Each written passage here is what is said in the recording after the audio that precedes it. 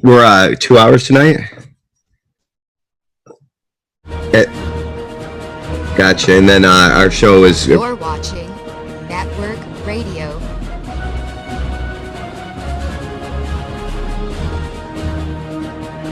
Live from the Media Broadcasting Center. And good evening, everybody, and welcome to another edition of Walking the Talk. On another Tuesday evening. The topic tonight is going to be the second in part, as I mentioned last week, that we're going to kind of discuss a little bit of are you ready at all? And as I kind of mentioned, I'm going to spend the next month or the next few shows in kind of discussing a number of topics from uh, prepping as an overall, but into money, into accommodations, into travel, into bug out territories, into food supplies, medical supplies, a whole gambit of things. And I'm going to kind of take each week and more concentrate on one go. Tonight, as I'm sure most will recognize, we got Eric stretching out beside me here, doing waiting for his turn and getting ready for a little bit of in here. So, um, welcome to the show, Eric. Hey, Mark. Thanks for having me on tonight. Very excited to be here. What really drew me in is that you had talked about the mental aspect of being prepared for what's coming, and I think that's really important. I know before my matches, sometimes I could psych my opponent out and beat him before we even started boxing just by hitting the mitts real hard. And he'd look over and kind of get that wide eye going, like, oh, he hits pretty hard. Or I would get in the ring and do laterals around him and come over and touch his gloves and, staring him in the eye, to just mentally preparing. And a lot of times you can mentally beat your opponent down before you even throw a punch. And I've done that a few times. And I had a great coach that taught me how to do that. And, you can have as many supplies as you want, as me and you spoke about. You can have all the guns you want, but eventually they're going to run out of bullets. Are you able to, use hand-to-hand combat? And then how mentally prepared are you spiritually too to go into this? Are you sane enough to be able to handle what's going on? Well, this is what I did want to. It is going to be the focus of tonight. Is that that mental preparedness? And whether again it's a kind of encompassing conversation as we've had a few little discussions and we've always kind of said after your show at Waking Up to the Truth and a couple of other times we've talked, we should be just recording our conversations after the shows and putting them together because sometimes we get going pretty good. So For um, sure. and it really is. And part of this whole um, awakening to everything that's going on around you, I think, is, as I've discussed on a lot of my shows, is a matter of a lot of layered veils. And to me, it's a matter of to keep on digging. And I'm not putting any subject down whatsoever. Obviously, we do an awful lot of shows and so forth on them, but 9/11 is 9/11. Chemtrails is only chemtrails, and GMOs GMOs, and every one of these subjects are great gateways to remove a veil to further truth. But it's not showing you an overall picture, and it's sure not getting you ready for anything at all. So this is one of the things I wanted to focus on tonight was that mental preparedness for what is going to happen. Absolutely. I think that exercise, it has a direct connection to the brain when you consider what it actually does. I think what we tend to overlook really is feedback loops that connect the brain to every cell in the body. And, when we throw a ball, run on a treadmill, you go jogging, there's billions of cells seeing the outside world. And I think the chemicals transmitted from the brain are acting the way sense organs do. They make contact with the outside world and they're offering stimulation from the world. That is why, the jump from being sedentary to doing just a minimal amount of exercise, whether it just be walking or light gardening or climbing stairs instead of taking the elevator, it's so healthy because your cells, they want to be part of the world. You won't know what your brain can do until you test its limits, and then you push beyond them. No matter how inefficiently you are using your brain, one thing's certain: it's the gateway to the future, I believe. And the first rule of a brain, trying to get your brain to be a super brain, is that your brain is always eavesdropping on your thoughts. And as it listens, it learns. If you teach it about limitation, your brain's, of course, going to become limited. But what if you do the opposite? What if you teach that your brain is unlimited and that your success in life depends on your brain? For the simple reason that all experience comes to us through our brains. And I think one of the unique things about us being humans is our brain can only do what it thinks it can do. The minute you say my memory isn't what it used to be, as you get older, you're actually training your brain to live up to those diminished expectations. And low expectations mean low results. By looking at the behavior of the cells in your own body, I think we can observe an extraordinary and efficient expression of the 7 spiritual laws. And this is the genius of nature's intelligence. These are the thoughts of God. The rest, I think, are details.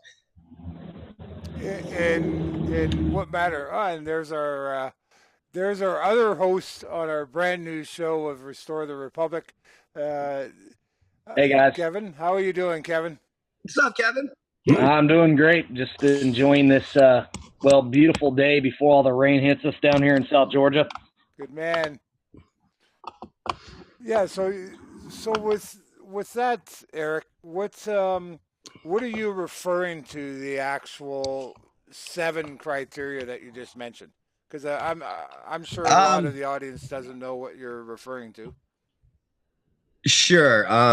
There are the 7 laws: pure potentiality, law of giving and receiving, law of karma, or cause and effect, if you will, law of least effort, law of intention and desire, the law of detachment, and the law of purpose in life. Those are 7 spiritual dimensions I really like to focus on. Okay. So, and I guess every one of those breakdowns do happen. So why don't we, just for our audience sake, and we got a couple of hours here, and we can even do more shows on it, because I think there is a difference between the spiritual level of preparedness, just as well. I think that's just another layer of just being mentally prepared in the first place as well. So I'd like to kind of start at the top of it and kind of address this being prepared as in just the absolute shock factor. The way that I'm viewing it just at the start, or how I would talk to anybody, is what is your mental reaction going to be when you see tanks go down your street? Let's just say there is going to be martial law done.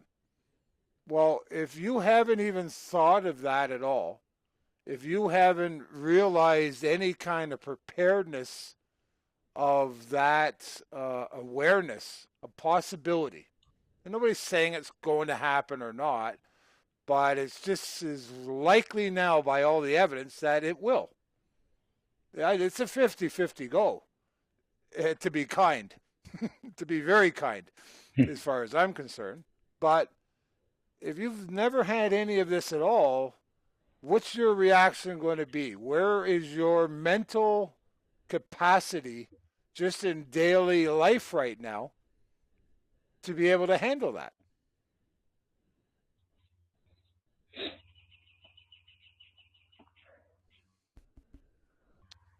Hey, Eric, your mic is muted. There you go. Thanks, Kev. It happened. Yeah. Even some seasoned folks. We live in perilous times and we're at a crossroads. I think on one hand, we risked our extinction and that of our planet because of the devastating combination of ancient tribal habits and modern technology, that we have the ability to obliterate every living being on the planet several times over now. And that's a scary thought to begin with. On the other hand, we also possess a nervous system through which the universe is becoming self-aware. More than ever now, we have the means and the insight to create a brave new world in which our current stage of survival of the fittest can evolve to one of survival of the wisest. The road we choose will determine our future. Uncertainty is fearful, and it's about ego, which always wants to control reality. But from the viewpoint of detachment, a constantly shifting and changing universe must remain uncertain. If things were certain, there could be no creativity. Therefore, spirit works through surprises and unexpected outcomes. We achieve peace of mind when we accept the wisdom of uncertainty. So, very uncertain times right now, and we need to be prepared for just about anything, as we've talked about many times on all of our shows, that we don't know which direction they're going to come from or how many different directions they're going to come from. There's so many different possibilities right now that these evil bastards may come at us from. So we need to be prepared in so many different ways. So what would you kind of classify? And I'll ask the both of you your input, and I'll let Eric go first. For somebody looking at things, what would you recommend for them to help them be more aware and to prepare themselves mentally for the possibility that's going to happen? I mean, we're literally going from sit and watch TV and be nowhere.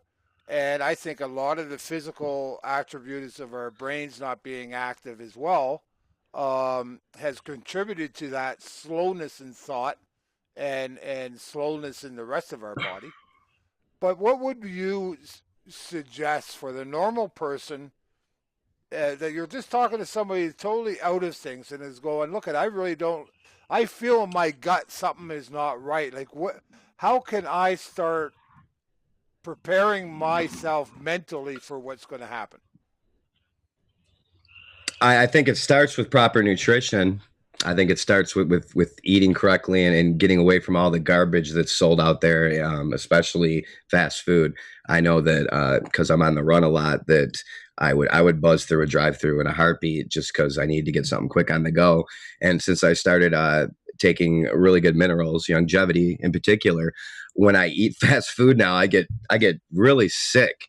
Like my stomach just feels like it's going to explode almost immediately, and that's my body telling me that you're putting some real junk into it. And if you're putting junk into your body, you're really not going to have the best thoughts that you can have and not going to feel that good. I think one of the most fulfilling things about naturopathic medicine is to see somebody who's just been saddled with chronic disease for years and years and years. And finally you look at them, and after them taking the proper nutritional steps, you can look at them and say, you know what, you're not going to need to see your MD again for that. And then the smile they get on their face after the amount of time they've taken these minerals and made that transformation into feeling better. I think fatigue is one of the most common complaints that people bring to doctors. I found a recent study published in, let me bring it up, in the Journal of American Medical Association found that 24% of patients who were randomly surveyed in the waiting room of a general medical clinic complained of chronic fatigue. And women reported a higher rate of fatigue than men. 28% were fatigued compared to 19% of men. But the incidence of men was still 1 in 5. So another fact that I found was for every dollar spent on healthcare in America, 95 cents goes to treat a disease after it has occurred rather than before. That's another whole medical show. Sure. Medical tyranny, big pharma. Yep. One thing I want to bring up on what you said is how does a person take that in when they see the tank or what have you rolling down the street with the military? Well, the biggest problem we have right now is that's already being done for them. They're being conditioned to think this is normal. And where that has to start, and I'll take it from more or less a constitutional aspect, is knowing what your nation's laws are. I can't necessarily speak for the folks up there in Canada, but I can speak for the people down here. Military on the streets, where we just had, I believe today, we had an article pop up about M1 Abrams tank working with police, stopping people in South Florida, just south of me here. This is ridiculous, but people are seeing that, and it's conditioning them. Oh, well, this is, I guess it's for our safety. You have to start to know your laws. There's this thing called posse comitatus that prevents the military from doing this.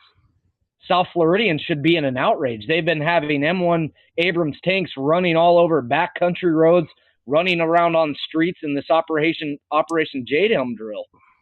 So there has to be a mental disconnect from the system in order to prepare yourself. And if you cannot see that there's something wrong or there is a problem on the horizon, how will you know how to identify the problem? Absolutely, getting that information out there and letting people know that this is not normal, and this is act. Posse Comitatus is almost out the window now. We saw this with Hurricane Sandy. You know, people just willingly giving their guns up. I think they went into about 2,000 different houses, and a lot of them weren't even really in the direct area. And just this was a training exercise to condition people and make people think this is normal, and it's not normal. That actually the slope, as far as I'm concerned, with that end of it. There is differences between the Canadian and U.S., but they're so similar, and maybe a couple of names that changed, but the cultures are just so blindly similar. It's ridiculous. But I really feel that this whole thing was rooted right back to the development of SWAT teams, and even when we started to see them come out. And we were approached to join them and so forth. We saw this right off the bat. We saw this as just being regular officers. It's like, what are you talking about? You know, like we can see kind of a special need here, but you're talking about going to 3 to 5 calls a year. That within 3 to 5 years, you were starting to be 30% of all calls were using SWAT. What? What? and now here in the U.S., about 90% of all calls are SWAT. I mean, it's insane. They'll SWAT team you for collecting rainwater. They'll SWAT team you for not paying your student loans. I mean, the military. The SWAT team. What I'm trying to say is that was the start. You just put it underneath the windows of police, but that was military. That's a military trained. Yes. I mean, we trained them on our military bases. The cops, SWAT teams came to the MPs and to the military bases to get trained. They were trained in military. What does it have to do with police operations whatsoever? It's a military force. And they disguised it underneath police forces. So this militarization of the police force, I think, is just another language trick. When it was actually, this was the military being inserted into the population. Well, yes, exactly, and really and truly, all of what it boils down to is acclamation for the public. At the inception of these SWAT teams here in the United States and going back into the 70s and 80s where maybe there would have been, 100 SWAT raids a year. Now there's like 19,000 or 91,000. I don't know the specific number. But looking back at that and then looking at the Hollywood, the movie complex of how they've glorified SWAT teams and, this is where the acclamation comes in, to where people after so long and they get used to seeing this kind of stuff that, oh yes, our society needs this.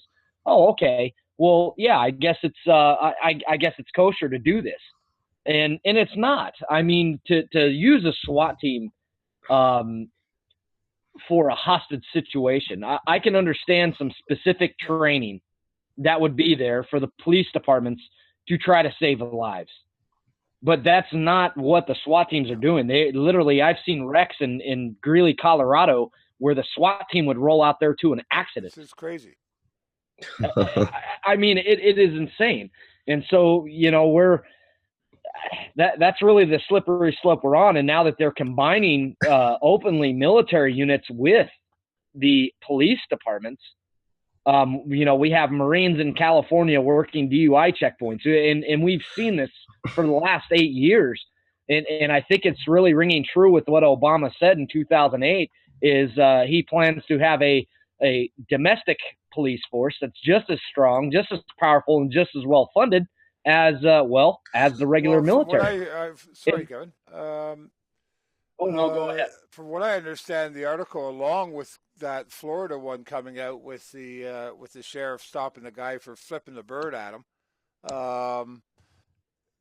was that he actually was announcing that it's going to be a national police force, not a state anymore, everything else. They're calling for an actual boots on the ground national police force. Well, and looking at that, and of course it isn't written policy, but a lot of these departments, and even I had a guest on my show, Sheriff Richard Mack, he will tell you that a lot of these departments are being federalized right now. Their funding, follow the money. All their funding's coming in from Big Brother. And, you know, when you start funding these people, you start controlling these people. Even in Weld County, Colorado, that we just moved from about a year ago, our sheriff up there, he was having FBI brought in. He was having ATF agents brought in. All sorts of these federal agencies brought into his department. Of course, he didn't like Richard Mack too much. He thought he was a kook to say that the sheriff could have that kind of power. He even had the undersheriff, the same guy that was there that took part in the murders at Ruby Ridge with the FBI. He had him as our undersheriff as I had left Colorado in 2014. And this federal control is starting to intertwine itself into all of our police departments, local, state, even county. And so this is the control they are building by going in and telling these sheriffs and these police chiefs, oh, no, we're in control. We're the boss. Here's some money. Shut up, do as we say, and you'll be all right. Oh, by the way, here's some cool new toys for you to play around with. Okay, again, we want to, and this is going to happen a lot because all of us have a fair amount of knowledge here. And one of the things that I try to do on the show is kind of keep it a little bit simpler and keep it, maybe simpler is the wrong name, but keep it plain. So how do we, because we're hoping to encourage the new and to grow people that just haven't been at it as long as we have or have personal experiences that we do. I mean, we're actually very fortunate. At least I'll speak for myself. I mean, I get to meet gentlemen like yourselves, and I get to converse with you, and I get to learn from you on a daily and weekly basis, and not a lot of people have these opportunities. So this is why we almost sometimes hinder ourselves because we're always talking so in depth in topics that we can lose a great amount of people. So to kind of rope it back into the topic, knowing that you're seeing this going on and so forth, it would be like one of my suggestions that I talked to somebody new is be more aware of it and discern the information when you're seeing the news stories or anything else. Start really analyzing why this is happening so that you're aware of the psychological warfare that is going on against you. And then try to start also connecting with people in your immediate community and your surroundings so that you feel comfortable. If you see somebody coming down the road, you have a couple of places and a couple of doors to go over to and so forth, right? So that's one of my suggestions to help people kind of mentally prepare or deal with all this activity around them, you know? Yeah, I think people really need to know that, I mean, all the legal precedents have already been put into place to allow the executive branch to implement military oversight over everything, including the dissolution of our constitutional liberties, even the end of Miranda rights and a right to a speedy and impartial trial as protected under the Sixth Amendment. And in some cases, of course, government legislation allows for the rendition of torture of American citizens as combatants, all for the greater good, right? And we really need to put it out there that this is not for the greater good. This is not helping us. This is how we march right into tyranny much faster. Well, and we're really marching down that path right now very rapidly. And I think the number one thing is, and I've used this on air a lot because I'm advocating these more and more, and I think you have too, Eric, is that go around in your neighborhood today at about 6, 7 o'clock at night. What do you see against the windows? A nice little blue glow. But 20 years ago, we would see the neighbors, they'd be having barbecues every night. You knew who your neighbors were. You knew when they come home. You knew when they went to work. You're all talking at the end of the driveway. You're all having a beer. You're all, yes. How was your day? Bob's your uncle. Like you kind of knew things, right?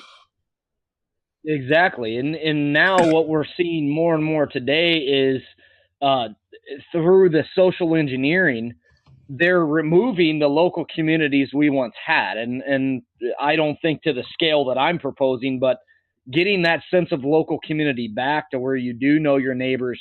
Obviously, it would have to start with people like us. So it's going to start with like-minded individuals. But I mean, in the biggest thing with that is being down here in South Georgia, a lot of people are very, very simple, which is a good thing. It's very traditional around here still, and the thin veil of a community still exists, but it's still very same as it is across the country with anti-socializing with each other and just the phones, the technology. It's all out there, and it keeps us occupied. So what I've been proposing is that, the patriots out there, they need to get together and start forming these local communities.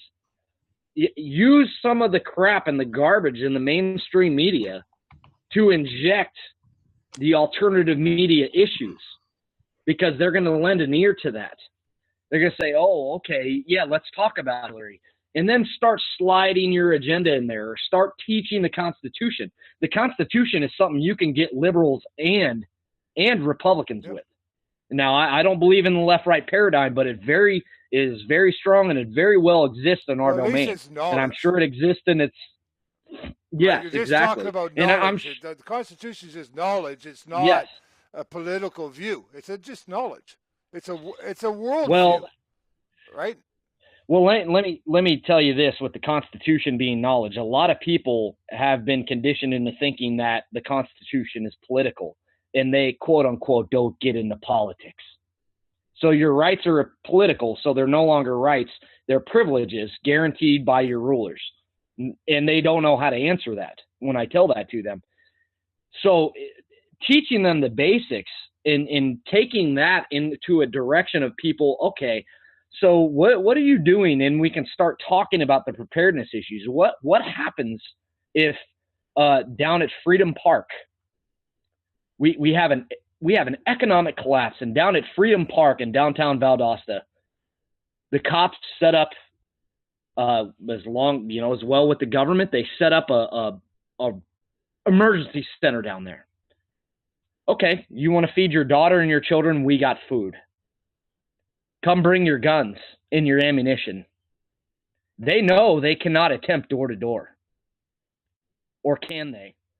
But they can easily set that up. And how many gun owners do you know will trade their gun for food for their children? That's or another thing, we were having some exercises in Denver a few years ago, and they bust all the kids out of school down to the Denver Stadium where the Donkeys play. Okay, or the Broncos. I'm sorry. We can call them the Denver Donkeys. I reserve comment. But they bust all the kids down there, and the parents had to go and pick them up from the stadium. So, you want your children back? Come turn in your guns, or come take your flu shots. How do you deal with a situation like that? Absolutely. Because most people would acquiesce to that type of intimidation and play along just to get their children back. Now, if you had a community of 200 or 300 individuals, then you can go and take your children back by force.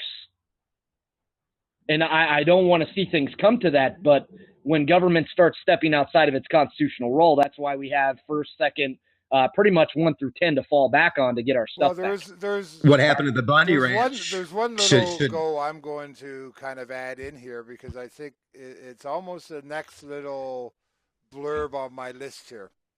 And this pacifism of not saying how things need to happen or should happen, or the difference between right and wrong, is part of the social engineering that's being used against us as well. And to me, that's part of this mental preparedness, is to actually get rid of and start combating some of the social engineering. just like you're saying, it's almost a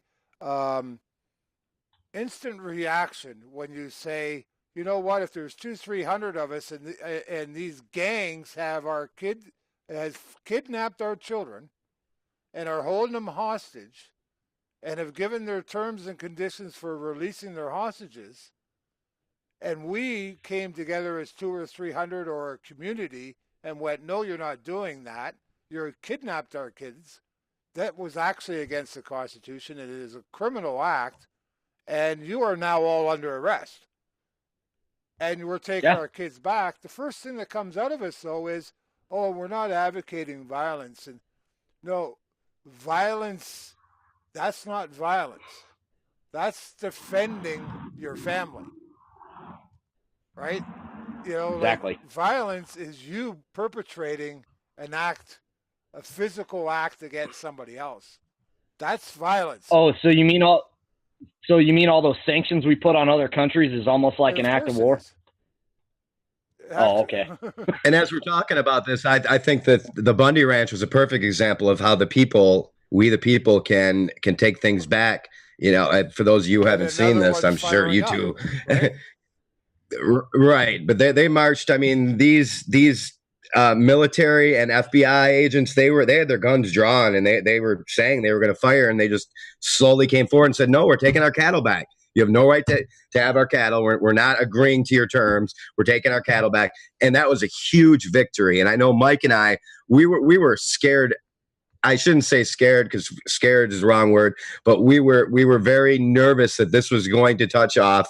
This was going to be the event that kicked off Civil War, because if shots would have been fired, this could have turned out very differently. But they did back down. We, the people, we outnumber them by such a great number that, as Kevin's saying, if we can get our communities together and get on the same page, what's hard is to break them from this conditioning, to break them from the 9 to 5 and watch TV and do it all over again. And you know what else? This is, again, part of why we're trying to go the mental preparedness here. Right. Of getting it out, of going, okay, well, how can we actually start breaking this? And just to because you did mention it, but of course we've got another Bundy on the horizon now, where you have the miners, where what's your alphabet for your land management? Bureau of Land Management, the BLM. They're now stepping in to take over a mining territory, right? To release it over to the Chinese. Well, so now there's starting to be the standoff there. And it's going to turn into something huge, because now they actually have a commitment that they're not releasing, but there's so many of it already done that they actually have a commitment of this territory that the states have already signed it over to the Chinese. So they now have to deliver. Well, yeah, and this is really, all this falls under the implementation of Agenda 21. But, you know, kind of segueing right back to Bundy for a second, and I've talked to Cliven, and I've done shows with him, and I've gotten some pretty interesting information from him about what happened out there. And the biggest conclusion I drew, and the saddest thing that I saw happen, was that militias and patriots from across the country had to go to him. And what I mean by that is, nobody should have had to leave anywhere. His local community out there, just outside of Vegas, should have been established to where people within that state could have responded that accurately. Because let's face it, the things that are coming down the pike, we cannot rely on a few groups to come out to our location every time. They're going to get overwhelmed. That's expensive. A lot of these people do it on their own, on their own budgets, and, you know, out of their own paychecks. And I now, let me say this before I get some really mad comments, but I do respect the individuals that did go out there, very much so. That it was an excellent display of patriotism. It's what this country was all about. But how many people came from Nevada? Yeah, and that's bringing it right back down to why we're doing shows like this, and why we all have our individual shows doing the work with that. So even bringing this right down into the circular form again, going back to the community.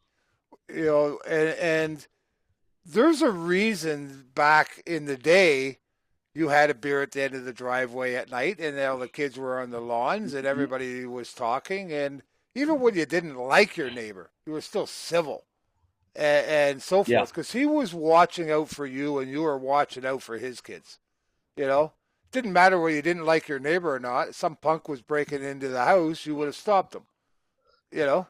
So this is called, to me, what you made an excellent point, Kevin, where you don't have to have an agenda to do it, but why not just simply start throwing the barbecues back out on the front lawns in the middle of the driveways and tell your neighbors, bring something over, let's talk.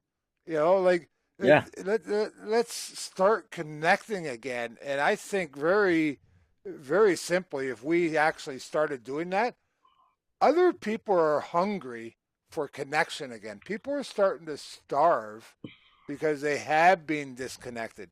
Human beings weren't meant to live with a TV screen and be isolated like this. And I think there's a natural backlash that's starting to happen.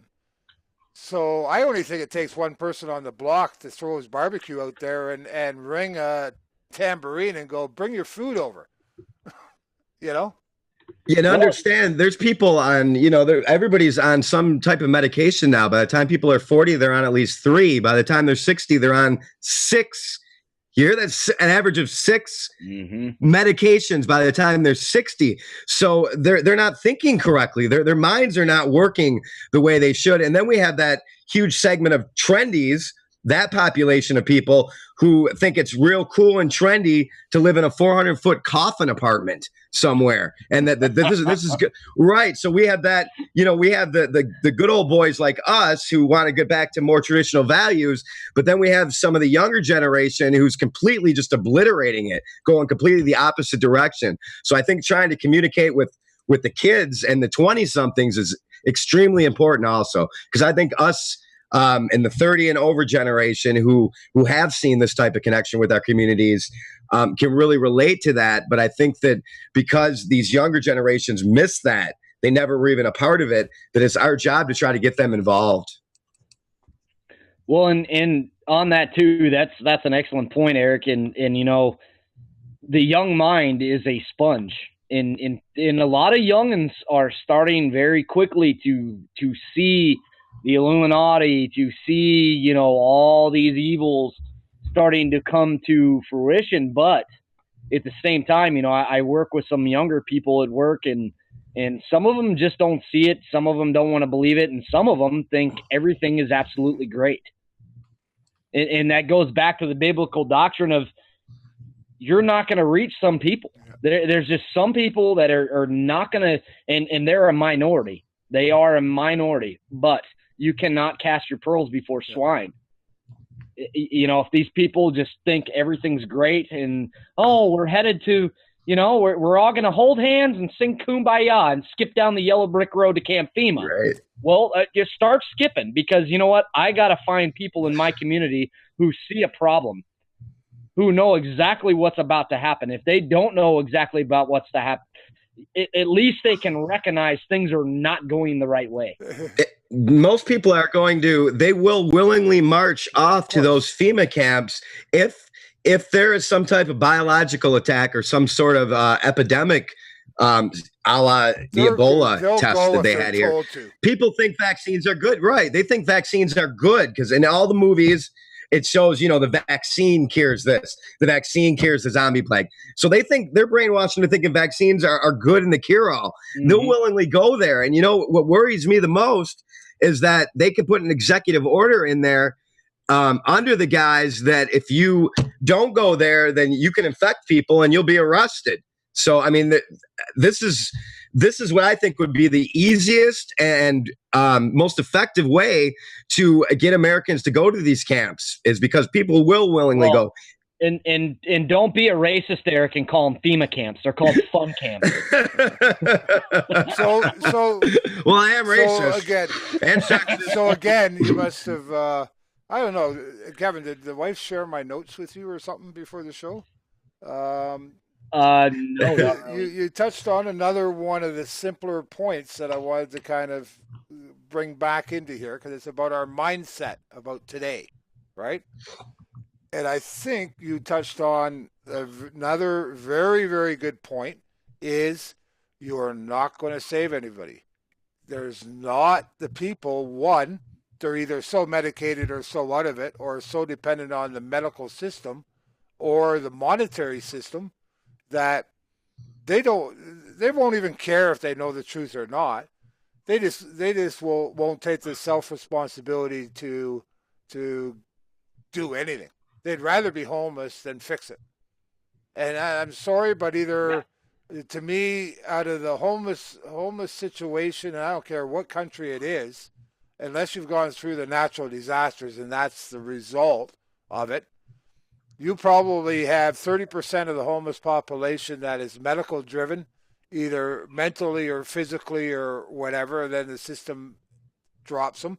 It's either, especially in the state's case, it's veterans that are falling through the crack or being pushed into the cracks is more like it.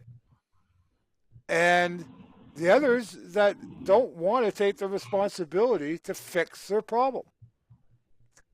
And that right there, Mark, is the majority of the population here in the United States is people do not want to take the responsibility. And what I mean by that is our society down here is so infused with narcissism, the pursuit of self, that it is one of the, and I don't think I can quote the actual court case this came out in back in 67 in Florida, but pursuit of self is one of the chief enemies of Republican freedom. And these people are consumed by it. I have a person at work that she plans her vacations out 6 years in advance. Wow. And that's all she did. It's my vacation at the beach. Okay, and I'm not attacking people that want to go to the beach and vacation. But there comes a level or a point in time that you have to say, hold on here.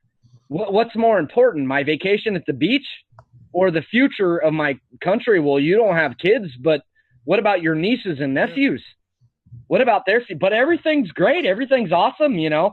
I mean, hey, we're on a better track now since 2008 than we ever were. Everything is happy. Everything is cool. Everything is wonderful. Welcome to Walt Disney. Hey, you're a part of a winning team, you know. So again, to reel this in about not saving anybody, it's not saving everybody and not being able to. And I've really, and it's been a hard lesson for me over this winter, especially, of, you know what, like this isn't working, this isn't right, and I'm wasting so much time that it's actually hurting my preparedness. It's hurting my preparedness of my family, and it's hurting my ability to help the ones that are starting to get it or are wanting help, and they're actually coming and going, what do I do next? Where can I go to learn this? Or, you're so busy trying to wake up the idiots that don't want anything to do with you. And this whole realization that I've really come across in the last little bit is this isn't going to be fixed. We keep on saying it's not meant to be fixed. It's not meant to be. We're collapsing by design. So to me, I've really come to the realization of, no, this is called save as many as you can, help as many as you can, be as compassionate and loving and do what is necessary, but let the chafe go. It's not your responsibility, it's theirs. Yeah. And you can't have the expectations of fixing the world. You can't have the expectations of fixing society. And you can only do what you can do. And quite honestly, you know what? There's although I've tried to get rid of the term out of my language as best I can, and every once in a while I fail. But I'm really starting to believe that the word fuck off in the daily language has to be used much more instead of this, oh, I'm sorry, I've got to talk out of love and kindness and all the rest of it. It's called, you don't deserve that. You don't, all you're here to do is take, and all you're here to do is waste time, either by design, which is happening an awful lot more and more, or that's just what you are. You're part of this me society, and everything revolves around me, and what can I get, and what's in it for me, and so forth. It's almost like you have to treat somebody who's, especially people that are sleeping, like a child. You know, I know with my son, unless I raise my voice and yell a little bit and get a little bit angry, he's not going to listen to me. And he'll freely admit it himself. You know, you're right, Dad. Sometimes you do need to do that. I've just really come down to a lot of the conversations I've gone, here's my opinion. And I mean, I've got my spiritual sides and my beliefs and so forth. I'm not the type that tries to jam them or ram them down, but I'm sure not going to be lukewarm anymore. And this, that's just it.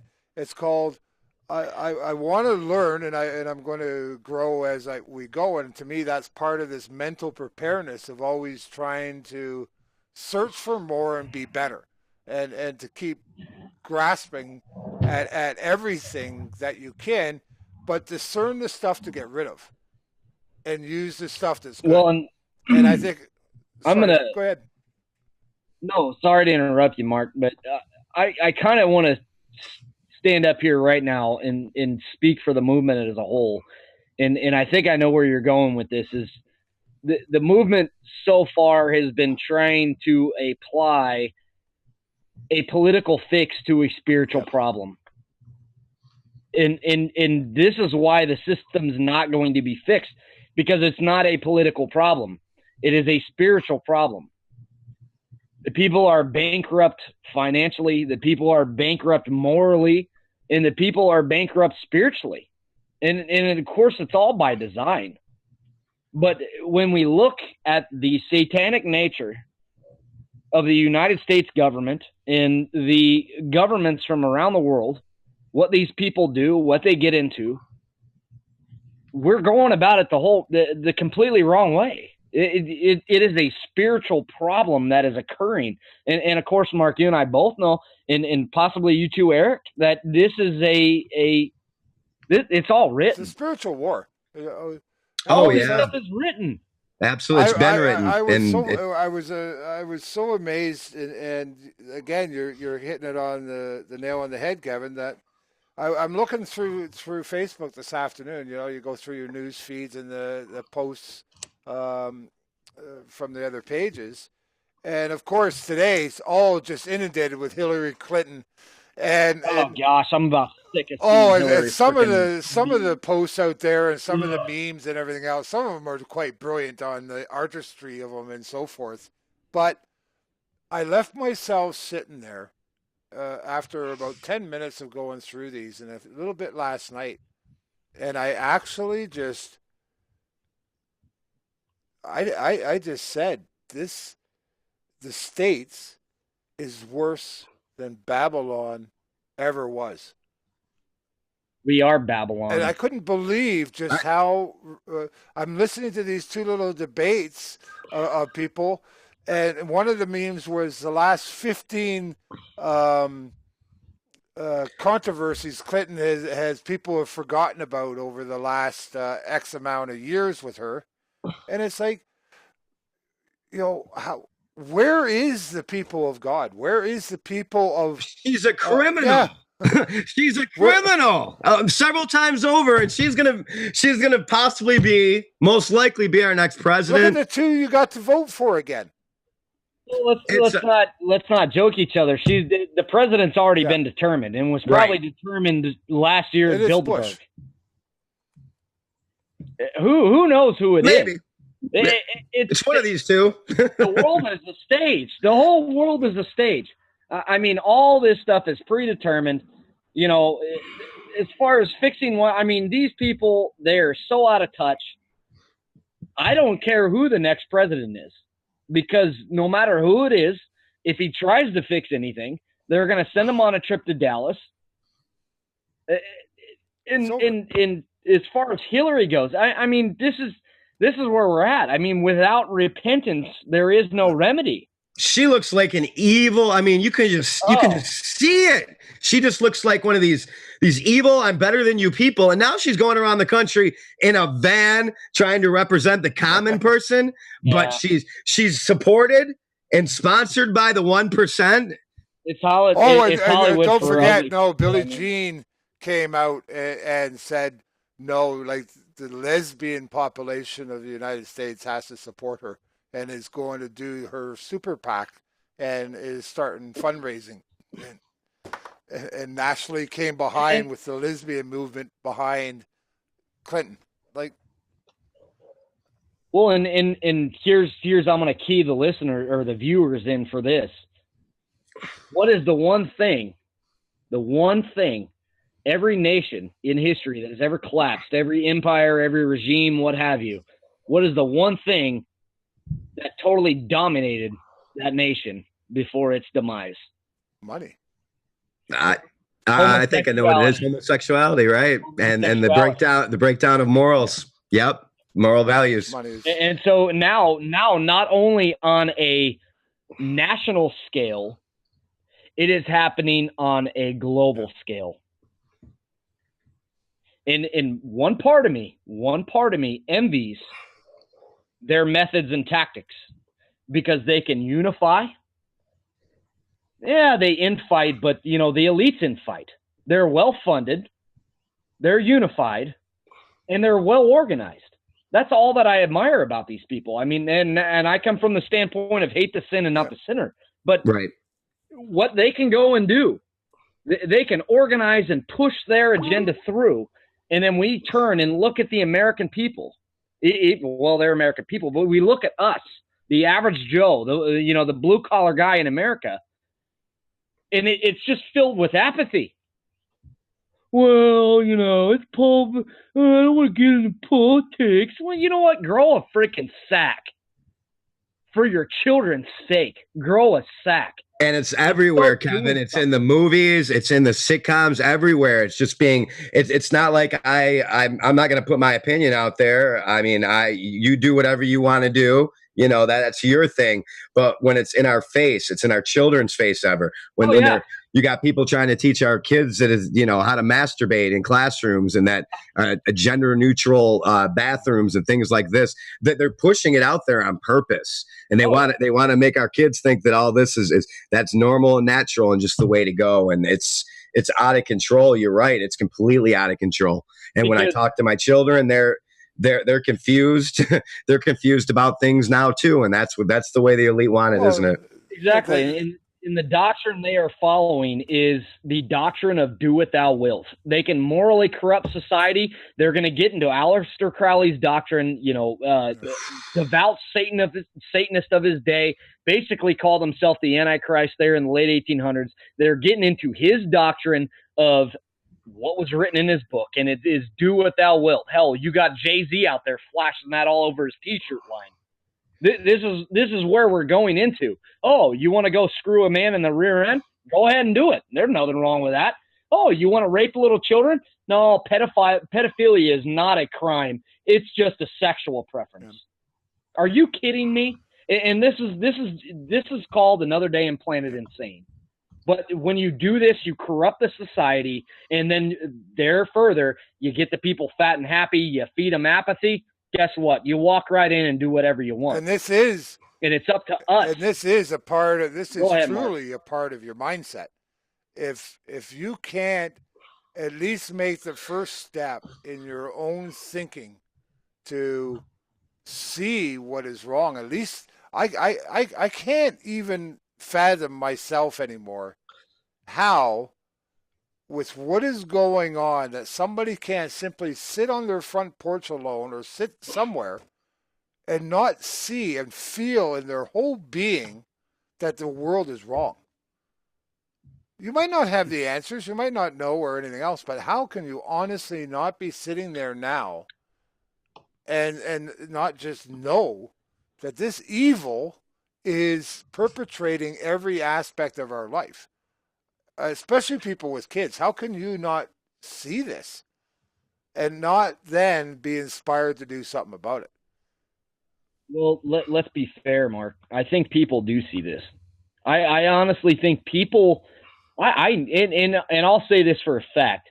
I got a few on my Facebook page that are, we are best friends, and I trust these people with my lives, but they know it deep down inside. They know it. They see exactly what's going on, but it scares them, and they don't know how to respond from it. And instead of just saying, you know what, time to just stand up and do something about it, they fall into the cesspit of apathy and just justify it and then pretty much ignore it. Somebody else is going to fix it. Exactly. Or pay somebody else to fix it. Yeah. I mean, and I'll go right back there to the gun control that was going on in Colorado. Well, let's donate all our money and pay all the sheriffs to go up there and get into this lawsuit and fix it. And it went absolutely nowhere. But the people that stood up on our side and actually got proactive and went out there and got in people's faces that were elected officials, we had a little bit of success there. And this is what people have, well, again, we go back to the conditioning, the mental conditioning. This is what they've forgotten. They just think that they're powerless, and they aren't. They just do not realize that they are the sleeping giant, not to fix, but to restore and watch out for each other as God commands us. And how do we wake that? How do we get through to that? How do we get that potential showing again? Absolutely, man. I mean, no matter what advantages we're born with, it could be money, intelligence, or a good personality, sunny outlook, or lots of good connections. I don't think any of these provide a magic key to any easy existence. I think everybody's just trying to go along to get along and take the easiest way out they can. And, somehow life manages to bring difficult problems, misery and suffering.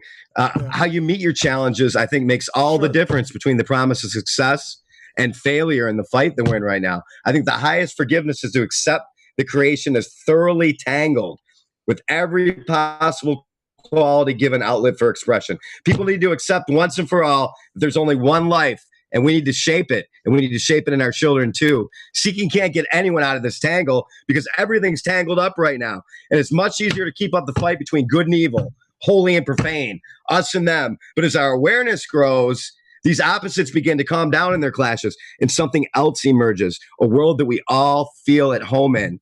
Human nature is divided right now.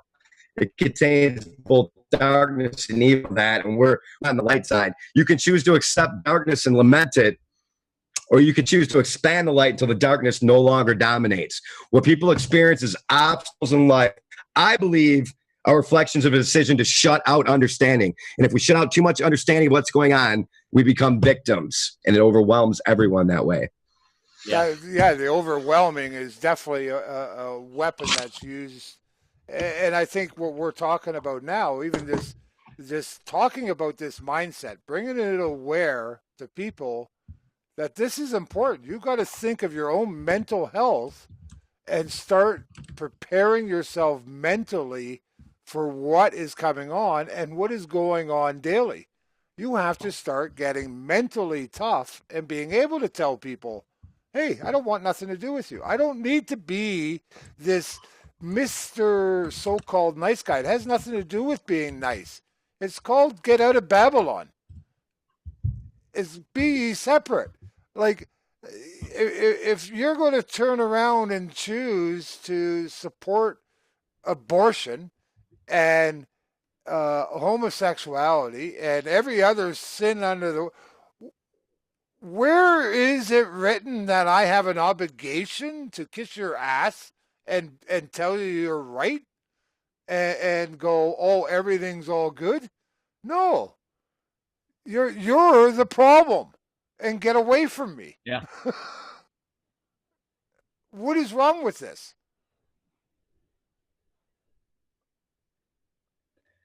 There's again, we are morally bankrupt and we are spiritually bankrupt. And getting that back is the largest challenge. That is the long road ahead of how to get that back. Because you look at any person, every average day Joe, whether, next door to you or what have you, you look at their mentality, and their mentality is me. And trust me, I have seen some messed up mentalities, but their mentality is me. And we got to start getting them thinking about the local community. How can I do the gifts that God gave me? How can I use those to the benefit of others?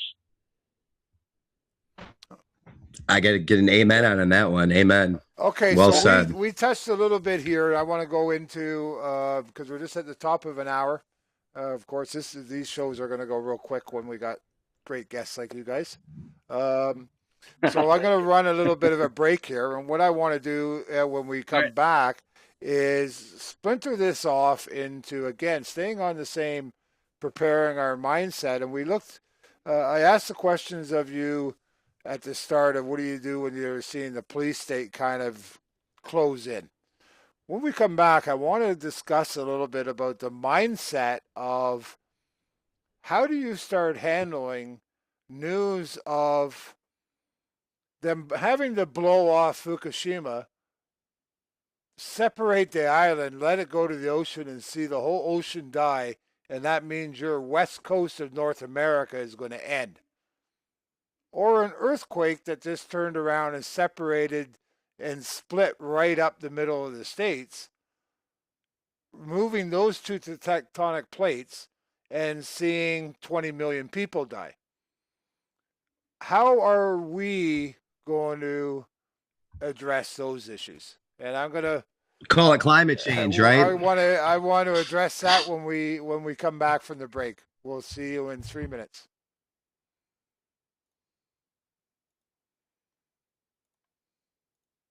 We can now say, with moral certainty and considerable scientific authority, that the death of JFK was committed by a meticulously executed conspiracy which was obscured by an extensive cover-up.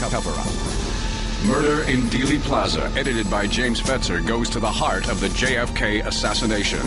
You'll read new and up-to-date information regarding the Secret Service, the Lincoln limousine, the medical evidence, the cover-up, altering the film, framing the patsy, and the silent historians. Also, 16 smoking guns, each one crushing the government's lone assassin scenario. A world-class chronology of November 22nd, 1963. Chapters by David W. Mantic, Gary Aguilar, Vincent Palomara, Douglas Weldon, Jack White, Ira David Wood III, James H. Fetzer, Doug Horn, and a classic essay by Bertrand Russell. The complete story in the pages of one single book, edited by James H. Fetzer. Read it now, read it again. You'll use it as a reference. Murder in Dealey Plaza. Available at Amazon.com and major bookstores around the world. It's murder.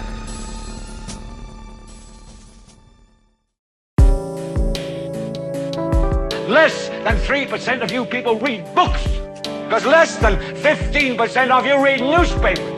Right now, there is an entire generation that never knew anything that didn't come out of this tube. This tube can make or break presidents, popes, prime ministers. Television is not the truth.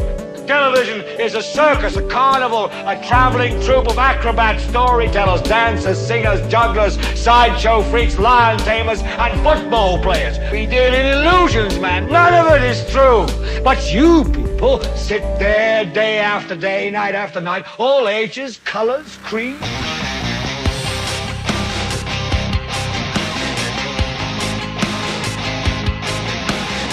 Broadcasting live on network radio. So turn off your television sets, turn them off now, turn them off and leave them off. Even Bush admits that Saddam Hussein had nothing to do with 9/11. Our own FBI acknowledged it has no hard evidence that ties Osama bin Laden to 9/11. But if Saddam had nothing to do with 9/11, and if Osama had nothing to do with 9/11, then who did it? Who did it? The 9/11 conspiracy provides the answer. Discover the big picture. Learn what we know now. Find out what it means. 11 experts contribute to exposing the truth as the anatomy of an atrocity. Edited by James H. Fetzer. Buy it now if you have the courage to face the truth. Just don't think you're going to like it. The 9/11 conspiracy provides the answer.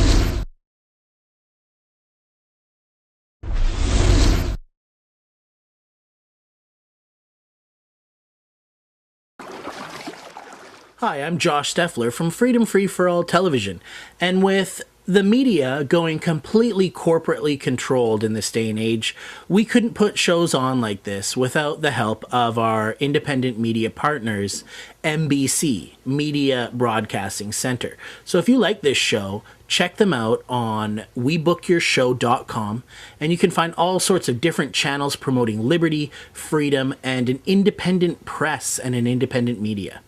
Thank you for watching.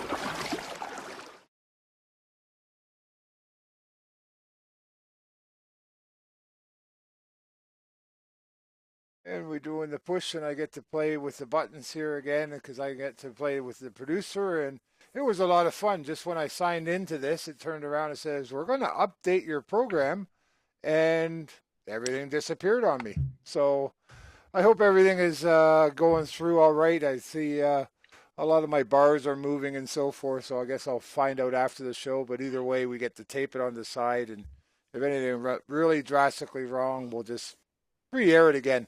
It's nice. It's nice being the boss in a network. That's called the NSA. So before the break, the question out to you is to start off the second hour here. We talked about a little bit of our local end of it.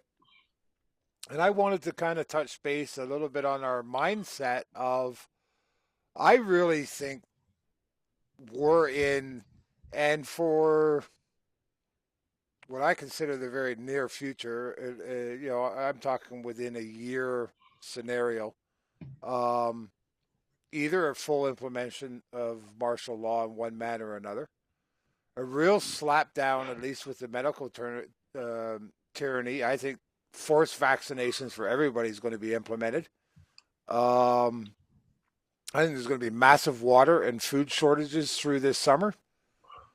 And I think there's actually going to be a very heightened amount of natural disasters where you're going to start seeing, as part of Agenda 21 and other factors between chemtrails and geoengineering and the rest of it, which is a depopulation agenda, I think you're going to see a lot more natural disasters, including nuclear, that we're going to have to face with the mental possibilities of sitting there and hearing, you know what, we just lost our West Coast. We just lost our oceans. We just lost Florida. We just lost 10 million people of our countrymen. And is anybody thinking or talking this way and starting to prepare themselves mentally for that? And as our second hour is here, and up on the screen is our code. Again, the number is 866-806-6264. And our code is 149-199-5653 when you are prompted. So feel free to call in and add to our conversation and our knowledge. So take it away, Eric. What do you think? Well, I think you hit the nail on the head once again with what you were talking about. I mean, we have disease and we have distress, and all these need to be healed. And right now, I think the key to well-being is a person's coping skills. You know, with poor coping skills, I think you become prey to every accident, every setback, every disaster. And with strong coping skills, I think you become a lot more resilient in the face of misfortune. We can handle things a lot better, and we have resilience. It's been shown repeatedly to be present in people who survive to a great old age with a sense of great fulfillment. Two chemicals, they're called actin and myosin, and they evolved eons ago to allow the muscles in insect wings to contract and relax. Thus, insects learn to fly. When one of those paired with molecules are absent, the wings will grow, but they can't flap and they're useless. And today, the same two proteins are responsible for the beating of the human heart. And when one is absent, the person's heartbeat is inefficient and weak, ultimately leading to heart failure. And this goes right along with the medical tyranny because naturopathic medicines are just getting a bad name. They're trying to outlaw homeopathic medicines right now because somebody had a bad adverse side effect to one of them one time. And yet we have 60,000 people die from Vioxx. And the medical industry gets a misdemeanor. Nobody goes to jail. Do you know we have 204 nations registered in the United Nations, and the USA spends more than all the other nations in the world combined on medical care? We're the sickest nation in the world. We rank 60th in longevity, 41st in infant survivability. 1 in 3 Americans are diabetic or pre-diabetic, and we're the most obese nation in the world. So these geoengineering of our skies, the fluoride in the water, the GMO crops, all of this, they're weakening us both mentally and physically by this. Well, and I'm glad you brought up the geoengineering. Little good news here, actually, in the state of Georgia, a lot of patriots up here. I forget the name of Air Chem or something like that. They're a organization that's trying to expose the geoengineering. And outside of just right there, actually in Atlanta, Georgia, they have a billboard up warning the people about the chemtrails. We have Rhode Island putting forth legislation. I don't know if it's out of committee yet or not, but they have put forth an anti-geoengineering bill.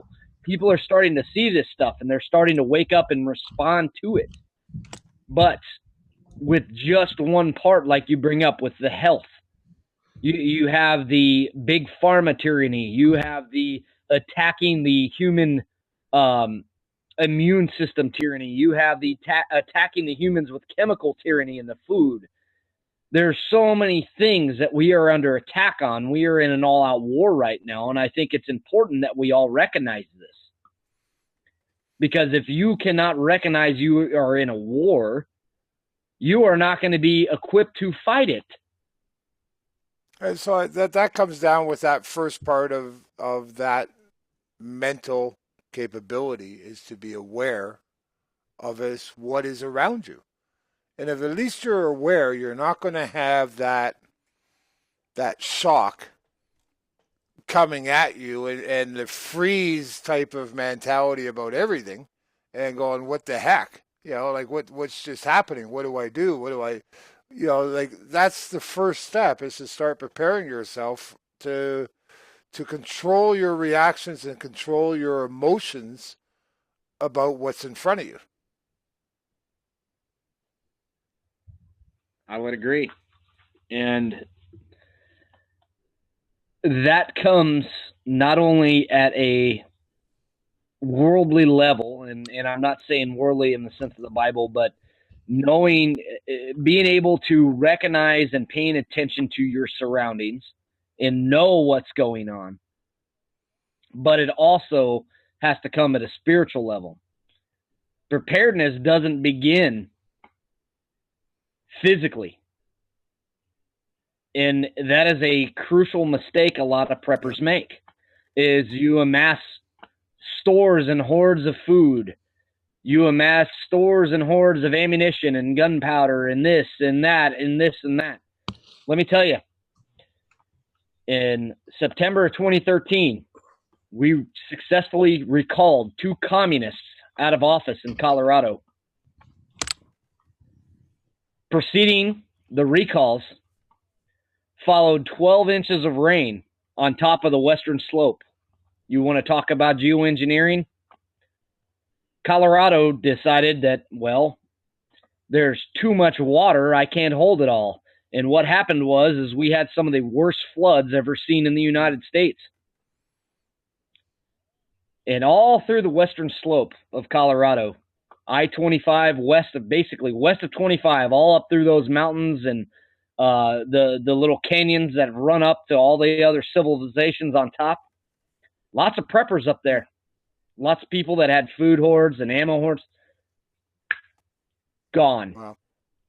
That fast. Years of prepping. And I know this because some of these people I knew. Some of them were my customers. Some of them were listeners of the station we had out there. We heard from these people a lot. Blink of an eye, gone. Everything they had amassed. Hundreds of thousands of dollars. Useless. So now what are you going to do? So if you're not spiritually prepared to handle these types of things, and you don't have the faith to put this in God's hands, to truly give your life over to God and put it into his hands, what do you do when you lose everything?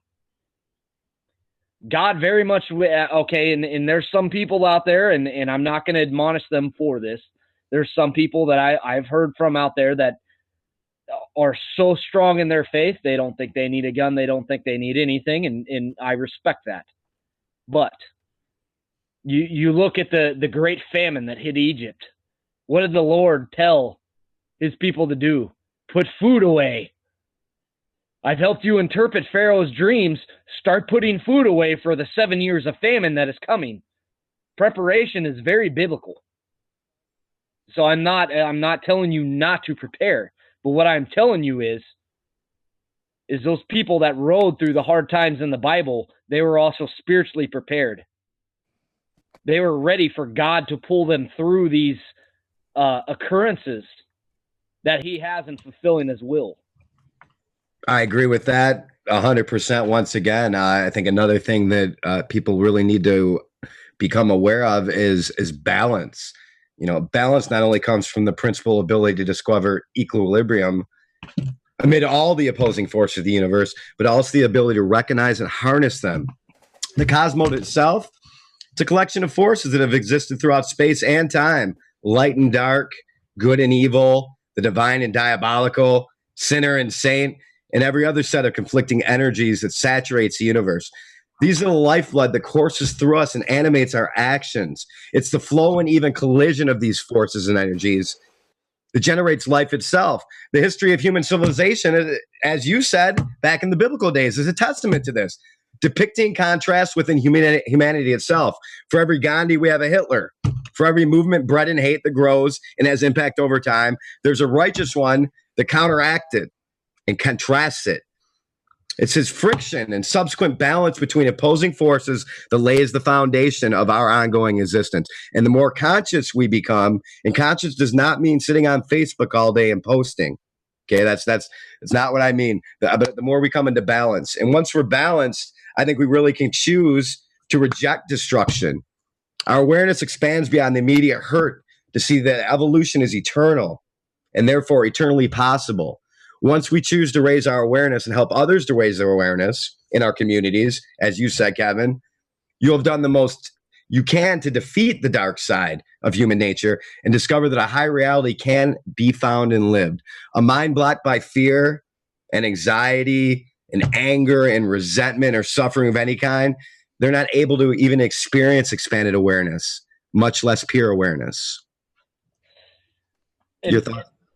I want to expand on a few portions of what you said, Eric. When we lived in Colorado, we okay, I'll just come right out and say it. And for the guys down there at the Fusion Center listening in Tallahassee and Michigan, you better start kicking on NASA computers. So our militia we had out there,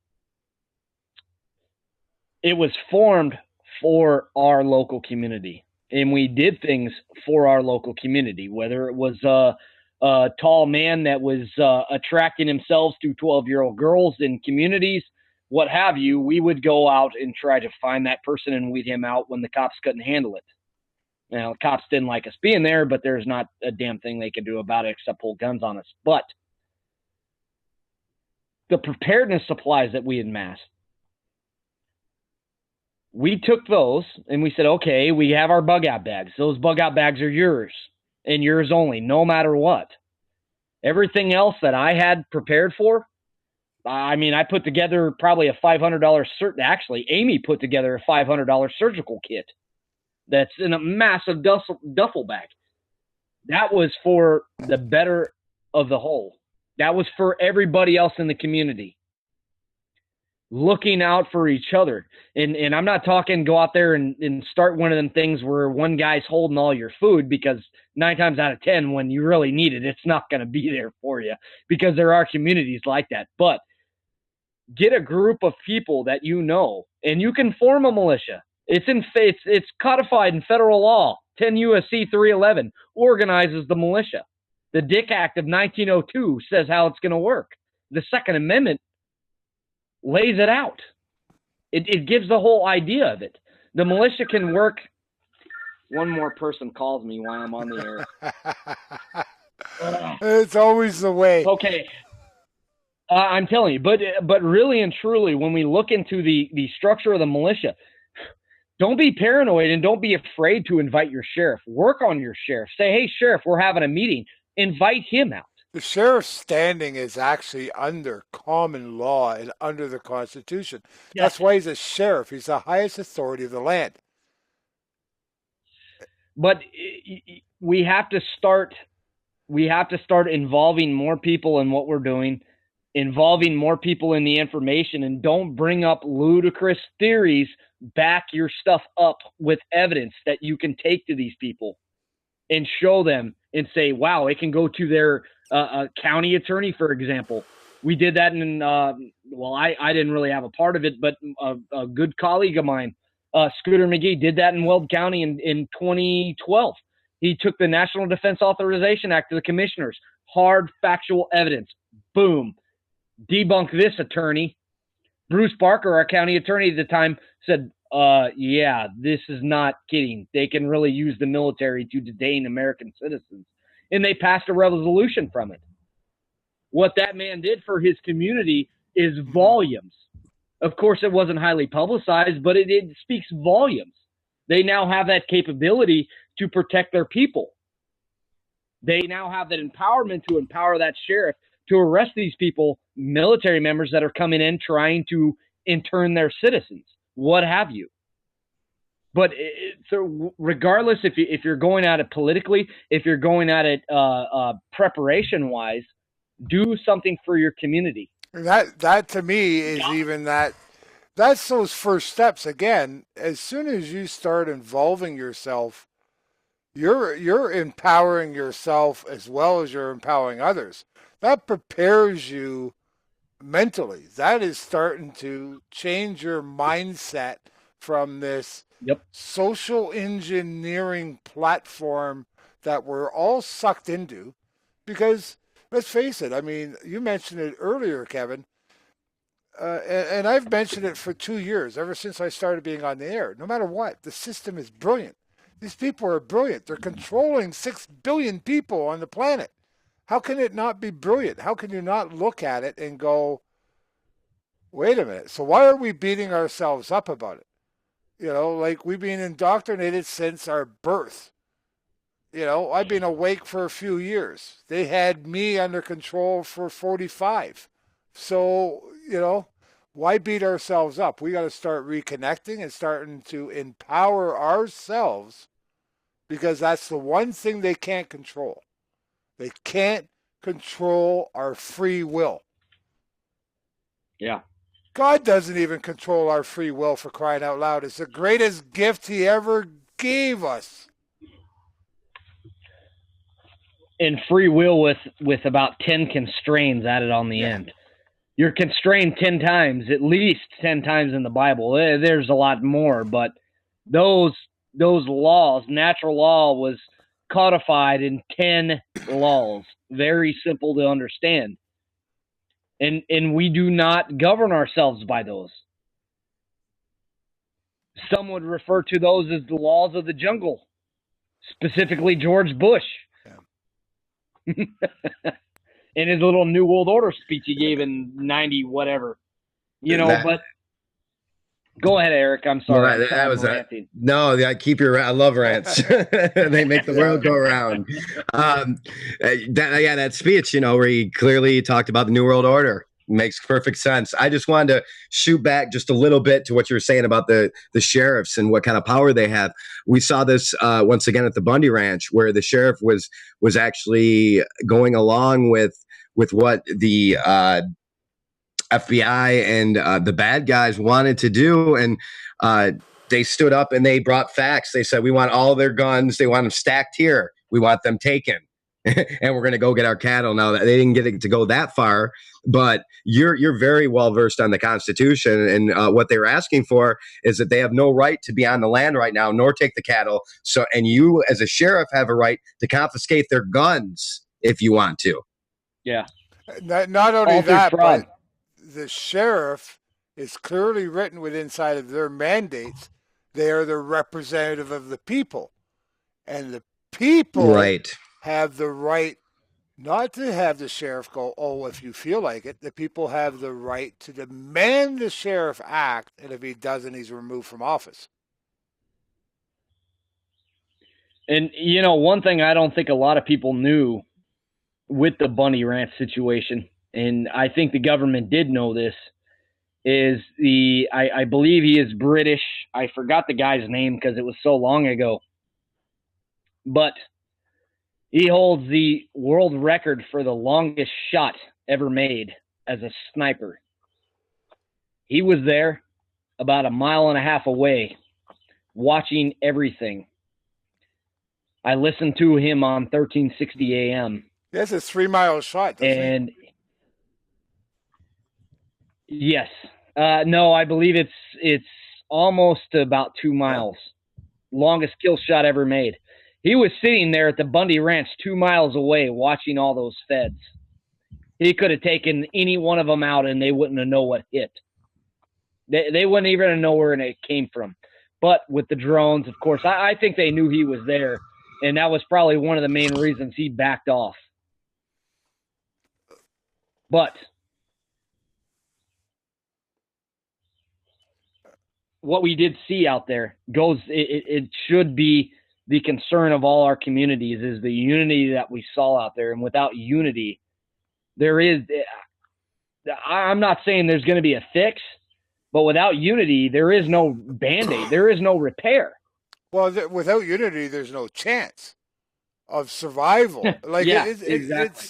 This is what I was more alluding to, where a lot of my mindset, and I'm sure some of the people who've followed me, and it's why I changed the show from being Canada the Nation to being Walking the Talk, because I started into this with the Walt Disney belief that you could fix this problem, that, we just need to unify, we just need to come together, we just need to have a new system, we just need to do this and we can come together. It's bullshit. And I learned the hard way. And it also came to me by not being satisfied with settling. The question came up, I kept on getting the answers for it. I refused not to get my answers. I refused to go, oh, that veil's off, so, this is all good now. No, that veil just showed me another 4 veils. Until it did bring me right down to, this is nothing but an ongoing, from the beginning of creation, a spiritual war between good and evil. It is written, it is done, and I came to it by my own logical, due diligent research, and then got my heart triggered to it. And that's what it takes. The research is anybody watching that is awake. And at least I'll speak for all of us on here right now, and anybody that is a host on this network. The research is the hardest part. I'm talking thousands of hours. My wife and I, when we were in Colorado, I think we run out of documentaries we could watch on YouTube. I'm not kidding you. We can go to, seen it. I mean, we have to rewatch. I sent you a new one. Yeah, exactly. That's one I haven't seen. But you go from the documentaries, then you go researching what's in those documentaries, trying to validate the information. I don't know if it was like that for you, Eric, and especially your brother there, Mike. But I'm sure it was like that with all of us. My poor wife didn't see me for 3 months. Well, maybe she didn't complain. Come to think about it, I'm gonna have to ask her. You dragged her in the middle of it, probably too. Then that's what I did with mine. Is I started watching them. I'd go up to guard duty up there, the Wyoming Air Guard, and that's all we do on the government computers is sit down and watch documentaries. And I know when I got there in 2010, everybody called me a conspiracy theorist. And right around 2013, they started saying, "Where was that tape you were watching? This guy's not crazy." And out of just me opening my mouth and trying to show people and trying to teach people, I won 2 over to our side. I have 2 now that are they've done their research. They're absolutely convinced. They're doing FOIA requests. They're doing all this stuff right now. I don't know what your guys' experiences are, but I mean, I don't stand up on the soapbox or anything, but I talk to people as I go and so forth, and I actually have cards. And a lot of times I'll just talk about a couple of subjects and just give them sites to go to or the media center and so forth. But I've really recognized in the last 6 months or so, more and more people you say a topic to, and if you just ask them 1 or 2 questions, you can clue into what they're passionate about or what they think about, and it covers usually one of the 5 or 6 things. They've got kids, so education and vaccines come in, or you're talking at a grocery store, so GMOs and healthy foods and come in, alternative medicines if somebody's sick comes in, somebody's into law or whatever. Well, there's a whole bunch of buzzwords you can open those conversations. But more and more and more people are going, yeah, I heard something about that, or I heard something about. So these things of 9/11 and Sandy Hook and all the rest of it are very vital to intrigue and spark the curiosity in people to start looking. And I think that's one thing that we're missing a little bit is we're not sparking people's curiosity for them to get involved in the subject. We're hammering something down their throat and telling them this is the way it is. And I think we have to be a little bit more creative. We have to be a little bit more impatient with it. It's like, here's what I'm doing, here it is, next. And let it run on its own and then go to the next thing. And don't waste your time that, this group or Facebook or this or this. It's called, okay, next. That's it. Facebook. I mean, I'm seeing talk shows that almost the whole show revolves around drama that's going on in Facebook. And that you're buying right in to this little fishbowl that they want to put you in by doing that. Get outside that. We have so much access to wisdom. Yet most people fail to have the strength and courage to act upon our good intentions by making powerful choices. And more importantly, why do we continue to act out in ways that go against our value system and all that we stand for? We'll assert this because of our unexamined life, or let's call it our darker self, our shadow self, where our unclaimed power lies.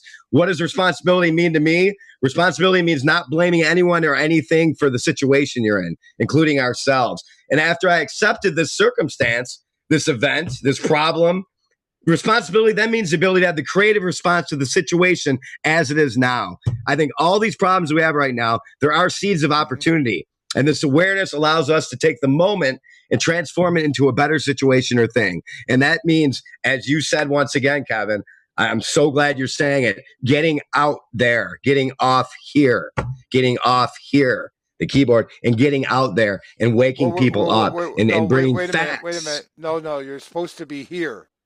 Media Broadcast Center is where you're supposed to be. Not just not necessarily Facebook, but Media Broadcast Center, and even more importantly, become a member of it, so you get all the videos, all the new things that are coming up. Kevin's new great show, Wake Up to the Truth, Bev Collins, Truth Talk, Alternative Mummy, and Jim Fletcher. Like, this is... Let's not forget Freedom Free for All, the whole West Coast guys that are doing amazing work. And now we're just starting to really build.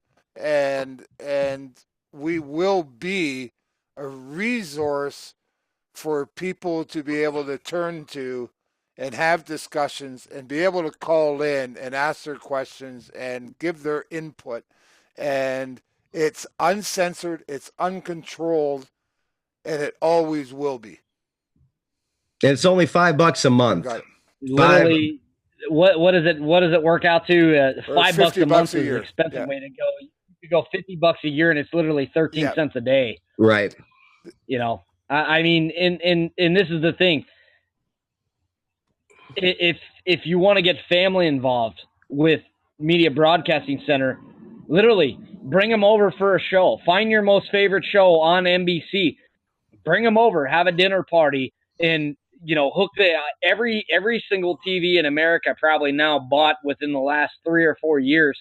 Actually, I'll go even further than that. My TV that I got from 2006 has an HDMI outlet, and every computer has an HDMI outlet on it. So literally all you got to do is plug it in and go, and you can have the whole family over.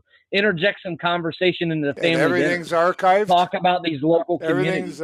Everything's archived. So you've got probably about 500 shows up there right now that you have access to. With your membership, you have full access to everything and everything to come. So I encourage everybody actually to use us as a resource too. Share it along to your friends. And by all means, we're here to supply a platform. So if you've got a passion, you've got a belief, you've got something that you want to do, contact me or Chance, and we'll be happy to sit down and discuss with you what we can do to facilitate you having your own show. So keep that in mind as well. You don't have to just talk about it or think about it. You can actually do something as well and have your own show. So we're... And I don't think we need to be hard on the Facebook crowd, because there are a lot of people that are posting a lot of things on Facebook. That globalist platform, we need to use it against them and use it to push the relevant information, the alternative information, like Media Broadcasting Center. Use it to push this against them with their social programming. But at the same time, there are a lot of people that, like you say, Mark, are just lukewarm on Facebook, and that's all they do. It's just like you said, the Hillary thing. It's just left and right. Hillary. Come on, give me a break. It's the balance about anything, and nobody's saying anything, especially me. I'm not saying anything about Facebook, because I've met 90% of everybody I've met through everything I'm doing with Facebook. But I use Facebook as the tool that it's supposed to be, and have a purpose behind everything that I do with it, not sit there and it's my entertainment for my life or it is my life, and I think that's, we're just making it aware of, there's got to be a balance, and don't get yourself sucked into the negative part of Facebook where it becomes an existence, and 99.9% of all these people on it don't give one flying shit about you. Nail on the head. You hit the nail on the head there. And also, don't believe everything that you see on there, every piece of information that's posted on there. Do your research after you see something on there. And we lost him. Yes, I think we did lose Eric. Eric, if you're listening, try to go ahead and reconnect there. He can probably hear us, but he does freeze the odd time because he's on a low bandwidth. So it happens on his show as well. So, but along with his thought, it absolutely is. It's connect in, and it has a great value. There's wonderful people there as well. There's great heart, good intention. I mean, let's face it, all of Media Broadcast and its hosts and everything else are on it too. And it is that tool, and you've got to look for the people that are no different than a news article or a TV article or anything else. You've got to discern the information that's coming out to you and then go with that flow of it. We do, and just like with the show, we need to fact check everything we're saying. The world right now, that this global stream that we are on, the world has every bit of information at its fingertips. Literally, you just got to get on the computer and use these puppies. It looks like Eric's joining us back here on the show. But literally, fact check everything we're saying. Don't take our word for this stuff. And that was the best in the course of my waking up. That was the best piece of advice I ever had, is fact check what I'm saying. That's what I was saying when I got pulled off. The exact same thing. Don't just hit share immediately. Well, hey, brilliant minds think alike here. Okay, so we're down to 20 minutes here, guys, because we've got a very, very important show with Wake Up to Your Truth coming up next. So we want to make sure the transition goes really well with that. All the postings are in there. If you want to announce what's happening with that, Eric. Yeah, we have a special guest, Wolfgang Helbig, lead investigator in the Sandy Hook scandal, and he is going to tell you all about it. It is just amazing resilience this man has shown, what he's gone through to expose this.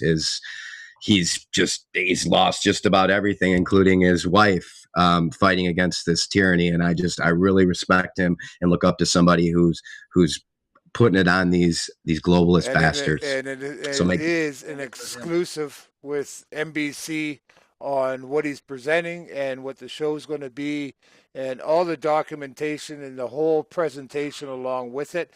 It won't be an Alex Jones or other stunts that he's had to endure. NBC, I'm quite proud of being able to showcase this interview, to show some of its stuff, and that we aren't censored, that we don't pull plugs, we don't control interviews, we don't do any of the mainstream crap. We walk our talk. Amen to that. And that's the key thing here. And good plug to Alex Jones. I think the media operation he runs over there is a good platform. I have my personal views on Alex himself, but at the end of the day, he is out there taking the lead on a lot of this stuff. But at the same time, NBC is really tip of the spear when you look at people like Bev Collins, when you look at people like Mike and Eric, and you look at people like, of course, the producer here, Mark. And you. I don't want. We keep on. We're all going to keep on getting better and better, and we're going to give. And we're just normal. Like all of us are just guys that had a passion about something, and exactly. I'm a construction worker in my basement who saw some YouTubes and went, I got to get a message out, and started a media center. That's what me and Chance did. That's what it takes. So, nobody has to fear anything. We're all here and we all grow and learn together and be better the next day. And we all help each other. We're a family. And you know what? We slap each other upside the head when we need it. And the praise goes out when it's needed too. So we're down to the last kind of 15 minutes or so here. I'd like to give the opportunity for each of you to have your point of view on our topic tonight, the mindset of what's coming and what we can do today to make our life better, to help ourselves and our family. Take 5 minutes each. What's your closing thoughts on that topic? Go ahead, Eric. I guess okay. I can start. Really and truly, I encourage all the viewers to get out there and find something that's basic. Start building local communities. It is essential right now. I mean, right here, actually in the studio, I'm joined with my neighbor and his daughter. They're joining me on the porch, and we do have conversations about some of this information sometimes, whether it's ATF scandals or whether it's government scandals. We have these topics come up, and this is essential. And as you start to take your platform and build on that, you'll start to get more people in, but keep it basic so you can gather more people, because there essentially is power in numbers. And at the end of the day, that's what we need. And I've always said this about myself. I'm more concerned about the quality of people than the quantity. And I think that's something that needs to be ring true with all the viewers is, yes, get good quality people. Quantity doesn't matter, because if you got 5 good quality people, they can do a whole lot more than 100 quantity of people. And so that's where I want to leave it. But most importantly is the spiritual aspects behind all of this. You look at the Satanism in government, you look at the Satanism in Hollywood, and okay, yeah, guess what? I'm smoking and drinking wine. But, I'm not perfect either. I'm a sinner too. Don't let that hinder you in your spiritual preparations. Spiritual preparedness is essential, and it is key. And with the things that are coming down the pike, we don't know if it's going to be a month from now. We don't know if it's going to be a year from now. But the things that are coming down the pike, if the Lord Jesus Christ is not on your heart and he does not know you, your preparations, your physical preparations in this worldly place are going to be for no reason at all. You have to keep him on your heart, and you have to spiritually prepare for what is coming. Because, like I said, we said this on the show, every political fix we try fails. There is no political fix to a spiritual problem. Amen to that. So, amen. Yeah. That's all I got to say. You're up, Eric. Let us have it. Well, under circumstances like these, I think people tend to allow their fear to dictate what is reasonable at the moment. And principles often take a back seat to moral relativity in the face of misfortune. Even though wisdom demands the principles be held as the most important in the worst of times. Freedom and civilian control over government are vital, not just when our wallets are stuffed and our stomachs are fed and the weather's nice out, but when the threat of national upheaval hangs in the sky like a sun-baked vulture, when an early and unpleasant demise becomes a distinct possibility for the significant majority of the U.S., this is when liberty should take precedence over all other things. You can't enjoy freedom if you're dead. It's always better to be alive, no matter the cost. That's all I've got for tonight. All right, gentlemen. I really appreciate you joining me tonight. I know we're all really busy, and you guys stepped up to the plate. And as always, I learned from you, and I gained strength in sharing and just being around you. So I appreciate your efforts and your input and your help with the audience and your caring, because the bottom line is we do care, or else we wouldn't be doing this. And I hope that that really does come through, and I hope it does touch some hearts. And I'm right along with both of you. This is a spiritual war, and if you do not have the armor of God, you're not surviving it. That's all there is to it. Yep. Amen to that. And Mark, just once again, thanks for having me on your show tonight. Eric, break a leg. You got it. It was awesome being on with all you guys too. And thank you so much, Mark, for having me on. And we need to do this more often, Absolutely. guys. And we are doing a monthly roundtable now of all the hosts. The last Tuesday of the month, I believe, that we worked out is going to be a host roundtable that we're all going to be able to get on. And the audience is going to be able to get to know the NBC family. The hosts are all going to get to know each other a little bit better. And you're going to have one hell of a wealth of information on those shows and personalities. That sounds awesome. So, again, gentlemen, thank you very much. Everybody stay tuned for a very special edition of NBC's Wake Up to the Truth. And we will see you next week. Please join me for Living in Faith in Today's World this Sunday at 7 o'clock. And I'm hoping to have a very special guest with me for the first time with that one. Blessings to everybody. As always, try to be a little better tomorrow than you are today. Have a great night. Peace!